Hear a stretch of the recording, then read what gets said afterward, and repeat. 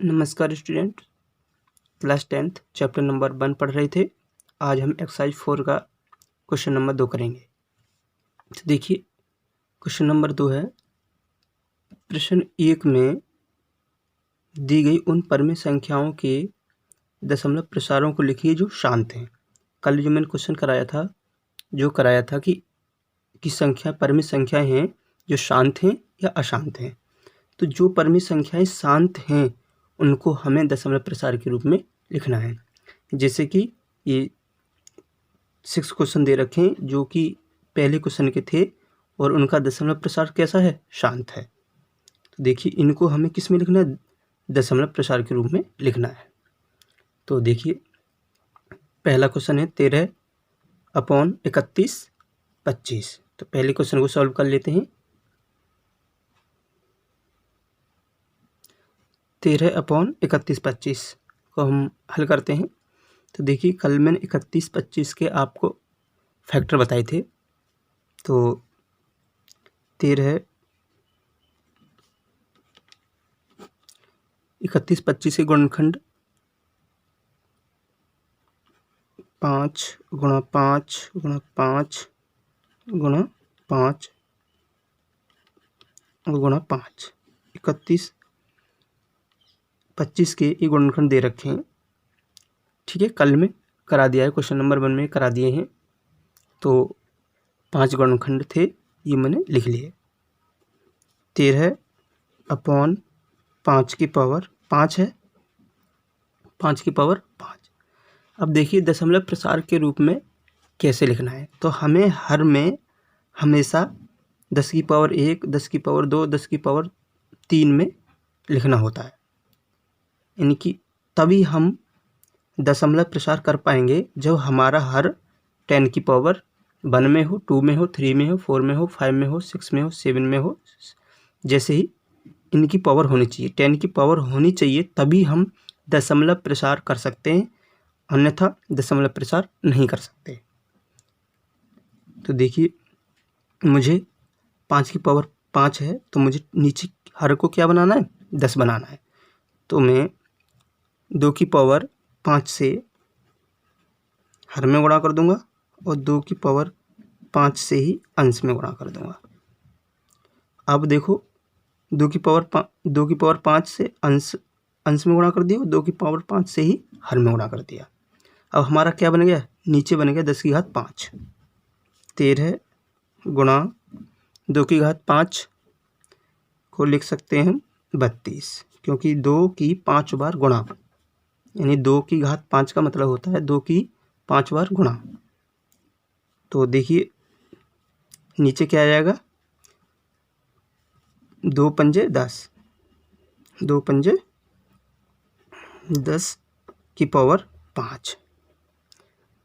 नीचे कितना आ जाएगा, 10 की पावर 5।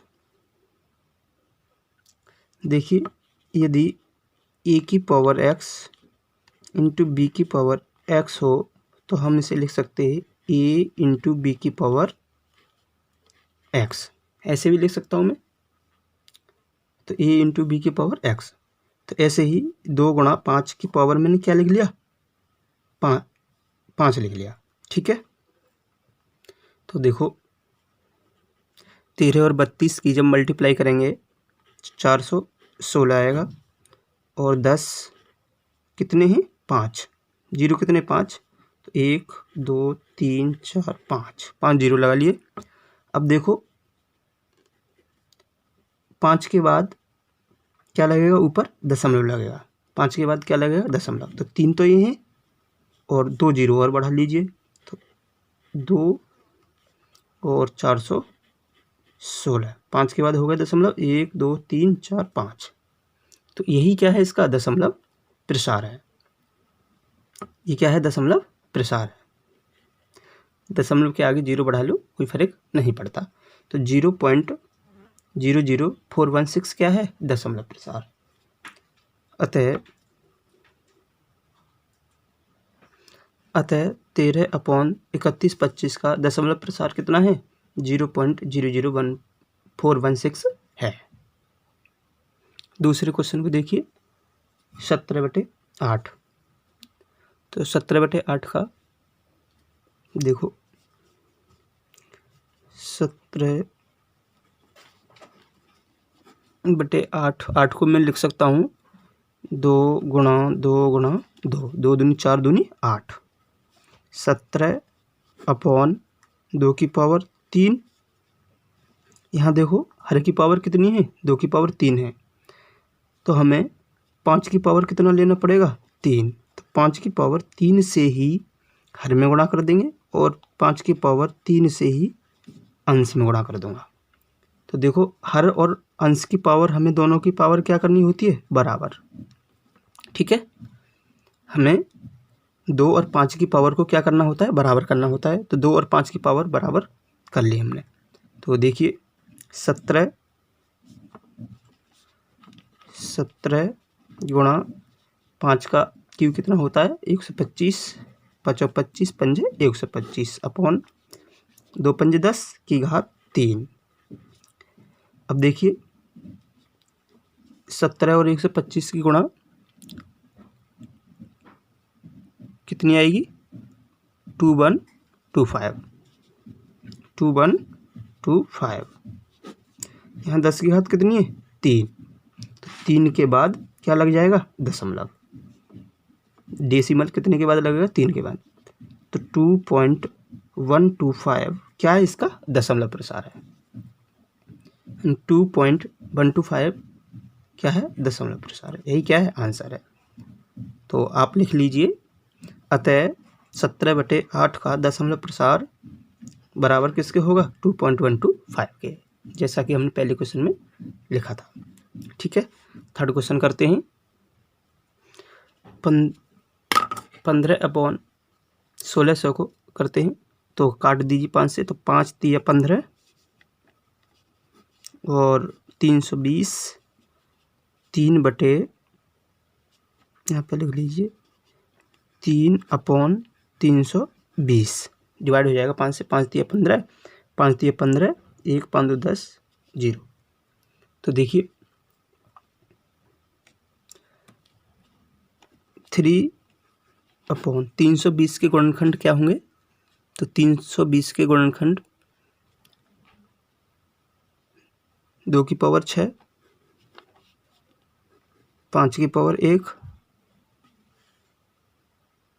अब देखिए यहाँ 320 के में फैक्टर किए तो 2 की घात 6 गुणा 5 की पावर 1 आएगा। तो देखो यहाँ 2 पंजे 10 तो हो रहा है, लेकिन हर में 2 और 5 की घात बराबर नहीं है। तो हर को हम 2 की घात 6 में करने के लिए 5 की पावर 5 से हर में गुणा कर दूंगा और 5 की पावर 5 से ही मैं अंश में गुणा कर दूंगा। ठीक है, तो अब देखो 3/2 की पावर 6 गुणा 5 की पावर 1 ही है, 5 की पावर 1 है और 5 की पावर 5 है, तो 5 की पावर 6 हो गई। यानी बेस समान होने पर घातें जुड़ जाती है। ठीक है, गुणा 5 की पावर 5, 5 की पावर 5 का मतलब होता है 5 बार गुणा, तो 31 25 आएगी। तो 5 की पावर 5 को आप ऐसे गुणा कर लीजिए, 5 गुणा 5 गुणा 5 गुणा 5 और 1 2 3 4 गुणा 5। ठीक है, 5 की 5 बार गुणा कर लीजिए। तो देखिए 2 की घात 6 और 5 की घात 6 हमारा हर क्या है, बराबर है, यानी 2 और 5 की पावर बराबर है। तो 3 की और 31 25 की जब मैं गुणा करूँगा तो आएगा 9375 अपॉन 10 की घात 6। इसका मतलब है कि 6 अंक के बाद क्या लगेगा, दशमलव लगेगा। 6 अंक के बाद क्या लगेगा, दशमलव। तो 10 की घात 6 के बाद क्या लगेगा, दशमलव। तो देखो 4 अंक तो ये हैं 9375, 2 0 बढ़ा लीजिए 0.0, तो 6 के बाद क्या हो गया, दशमलव हो गया। तो इसका अतः आप लिखेंगे, अतः 15/1600 का दशमलव प्रसार कितना है, 0.009375 है। ठीक है, नेक्स्ट क्वेश्चन करते हैं। देखिए अगर यहाँ पे किसी की समझ में नहीं आया हो तो 5 की पावर 1 इंटू 5 की पावर 5 है, तो बेस क्या है 5, यहाँ पे क्या है समान है, 5 क्या है समान है, तो इसीलिए बेस समान होने पर घातें जुड़ जाती हैं। तो 5 की पावर 5, 5 की पावर 6 हो गए। ठीक है, अब देखिए ये क्वेश्चन देखिए चौथा, 2 की पावर 3 अपॉन 2 की पावर 3 इंटू 5 की पावर 2।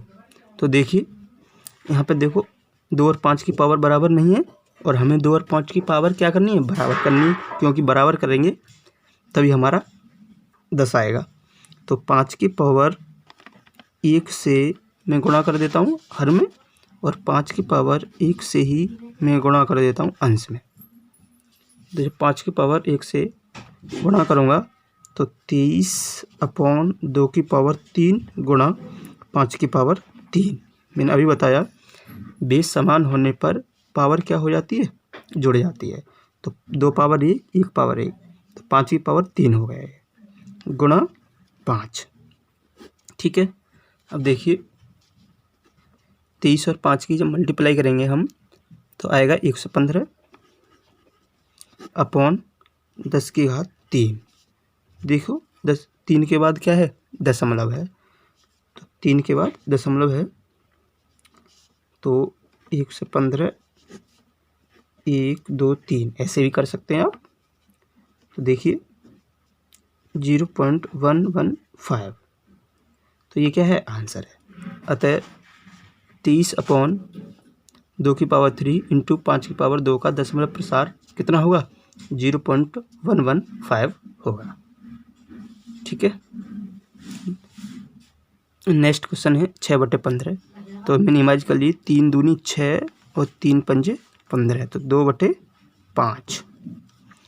अब 2/5 2 अपॉन 5 की पावर 1 है, मैं लिख सकता हूँ 5 की पावर 1 गुणा 2 की पावर 1 से हर में गुणा कर दिया, और 2 की पावर 1 से ही हमें अंश में गुणा कर दिया। क्यों किया, क्योंकि हमें नीचे क्या लाना है हर में क्या लाना है 10 लाना है, तभी तो हमारा दशमलव प्रसार होगा। तो देखो 2 दूनी 4 और 2 पंजे 10, तो आ जाएगा आंसर कितना आएगा 1। तो इसका दशमलव प्रसार कितना होगा 0.4। अतः 6/15 का दशमलव प्रसार 0.4 है। छठा क्वेश्चन 6 क्वेश्चन बिल्कुल सेम है, ये आपको होमवर्क में करना है, बिल्कुल सेम है। 35/50, 35/50, 5 से काट दीजिए, 5 7 35, 5 10 50। ठीक है, तो काट के जैसे मैंने 6/15 डिवाइड किया ऐसे ही आप मिनिमाइज करके कर लीजिए, आंसर आ जाएगा इसका 0.7 आंसर आ जाएगा, चेक कर लेना। तो देखिए हमारे 5 क्वेश्चन हो चुके हैं। तो हमने सीखा कि दशमलव प्रसार तभी कर सकते हैं जबकि हमें हर में क्या आना चाहिए 10 की पावर 1 हो, 2 3 4 5 कुछ भी हो, यानी कि नीचे हर कैसा होना चाहिए 10 की पावर में होना चाहिए, तभी हम दशमलव प्रसार कर सकते हैं, अन्यथा नहीं कर सकते। ठीक, अब देखिए क्वेश्चन नंबर 3, कुछ वास्तविक संख्याओं के दशमलव प्रसार नीचे दिए गए हैं, प्रत्येक स्थिति के लिए निर्धारित कीजिए कि परमेय संख्या है या नहीं। यदि परमेय संख्या है और P/Q के रूप की है तो Q के अभाज्य गुणनखंडों के बारे में आप क्या कह सकते हैं। ठीक है, पहले तो हमें ये ज्ञात करना है कि P क्या परमेय संख्या है। यदि परमेय संख्या है तो Q के जो गुणनखंड आएंगे उनके बारे में हमें बताना है। तो पहला क्वेश्चन करते हैं। तो देखिए 43 1 2 3 4 5 6 7 8 9, तो देखिए कितने के बाद दशमलव है 1 2 3 4 5 6 7 8 9, 9 के बाद दशमलव है, तो 9 0 बढ़ा दीजिए, 1 2 3 4 5 6 7 8 9, यानी कि 9 0 आ गए, ये दशमलव हट गया। यानी दशमलव हटाना है और हमने 0 बढ़ा लिया। ठीक है, 9 अंक थे तो 9 0 लगा लिए। तो देखिए अब मैं लिख सकता हूँ इसे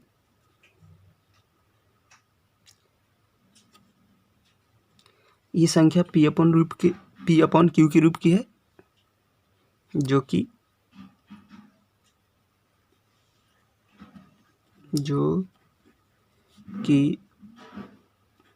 p अपॉन q के रूप की है।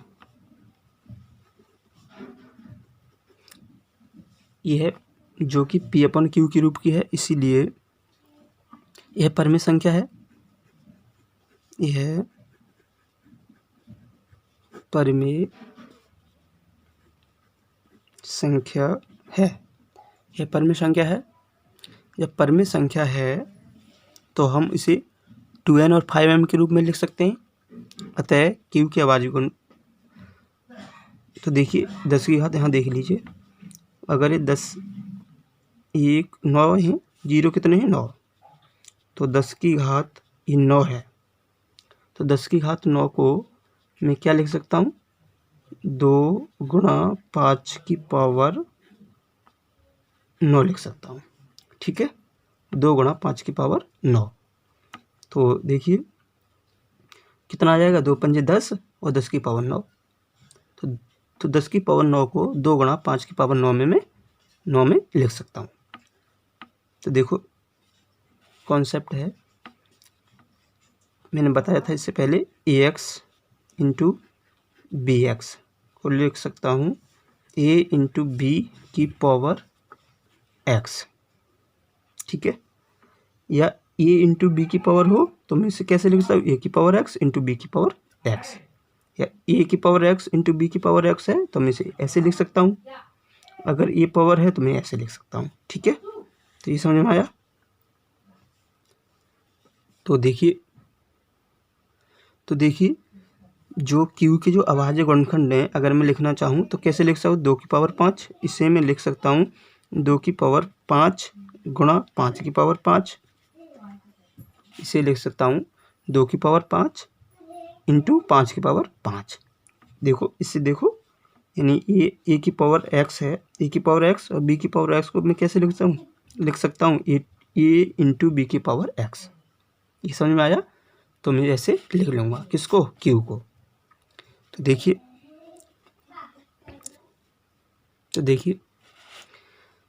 अतः q के अभाज्य गुणनखंड 2n इंटू 5m के रूप के हैं, जहाँ m और n ऋणोत्तर पूर्णांक हैं। ऋणोत्तर पूर्णांक का मैंने मतलब कल आपको बता दिया कि घात है कैसी नहीं होनी चाहिए, निगेटिव नहीं होनी चाहिए, पॉजिटिव घात होनी चाहिए।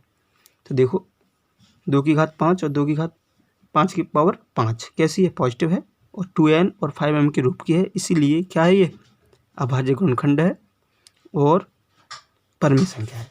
ठीक है, तो समझ में आया।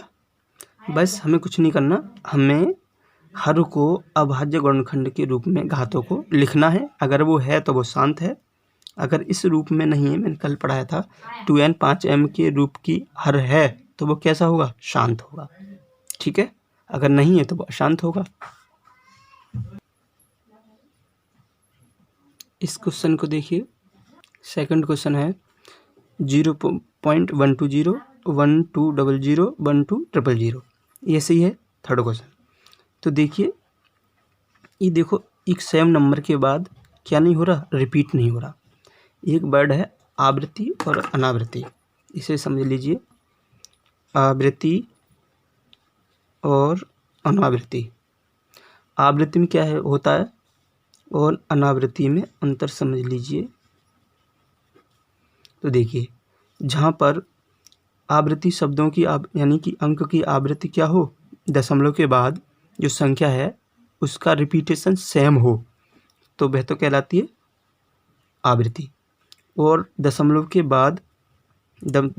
बाद संख्या का जो रिपीटेशन है, अंकों का जो रिपीटेशन है वो कैसा है, अलग अलग है। 120 हुआ, 1200 हुआ, 12000 हुआ, तो जो कैसी है, अनावृत्ति है। यानी कि कैसी है, अनावृत्ति है। यानी कि जो दशमलव के बाद जो अंकों का जो दशमलव के बाद अंक हैं वो समान रिपीट नहीं हो रहे। जब समान रिपीट नहीं हो रहे तो अनावृत्ति होगी, जब समान दशमलव के बाद समान रिपीट हों तो वो आवृत्ति होगी। ठीक है, तो देखिए दी गई संख्या का दशमलव प्रसाद अशांत अनावृत्ति है, इसीलिए इसे P/Q के रूप में नहीं लिखा जा सकता। अतः यह परिमेय संख्या नहीं है, क्योंकि हम इसे P/Q के रूप में नहीं ले सकते, क्योंकि परिमेय संख्या नहीं है। क्यों नहीं ले सकते? क्योंकि यहाँ पे 0.120 है, 1200 है, 12000 है। तो कैसा है? अशांत है। और आवृत्ति कैसी हो रही है इसकी? अनावृत्ति हो रही है। सेम इसकी दशमलव के बाद सेम आवृत्ति नहीं हो रही है। थर्ड क्वेश्चन देखिए, 43.123456789 पर बार है। इसका मतलब समझ लीजिए, अगर मैं लिखा 3.4 पर बार तो मैं इसे लिख सकता हूँ 3.444। ये इन्फिनिटी तक चलता रहेगा। ठीक है, तो इसका मतलब यही होता है कि कैसा है ये रुक नहीं रहा है। तो ये क्या है? अशांत क्या है? आवृत्ति है। लेकिन देखो आवृत्ति कैसे है? क्योंकि एक सेम नंबर रिपीट हो रहा है, तो इसलिए अशांत आवृत्ति होगा ये। ठीक है, क्या होगा? अशांत आवृत्ति होगा, क्योंकि दशमलव के बाद जो रिपीटेशन हो रहा है वो अंकों का समान हो रहा है, इसीलिए क्या होगा? ये आवृत्ति होगा। कैसा? अशांत आवृत्ति। तो देखिए लिख लीजिए,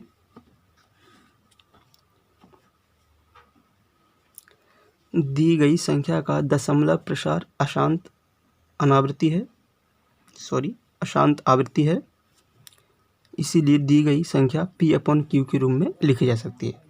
अतः दी गई परिमेय संख्या Q के अभाज्य गुणनखंड 2 और 5 के अतिरिक्त भी है। यानी कि अभाज्य गुणनखंड 2 और 5 तो होंगे ही, और इसके अतिरिक्त भी होंगे। क्यों होंगे?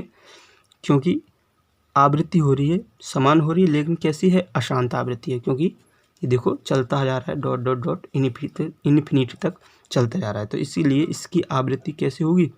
समान होगी, क्योंकि समान अंक रिपीट हो रहे हैं दशमलव के बाद, इसलिए आवृत्ति कैसी होगी? समान होगी। और अशांत है, इसीलिए 2 और 5 के अलावा और भी अंक और भी अभाज्य गुणनखंड हो सकते हैं। ठीक है,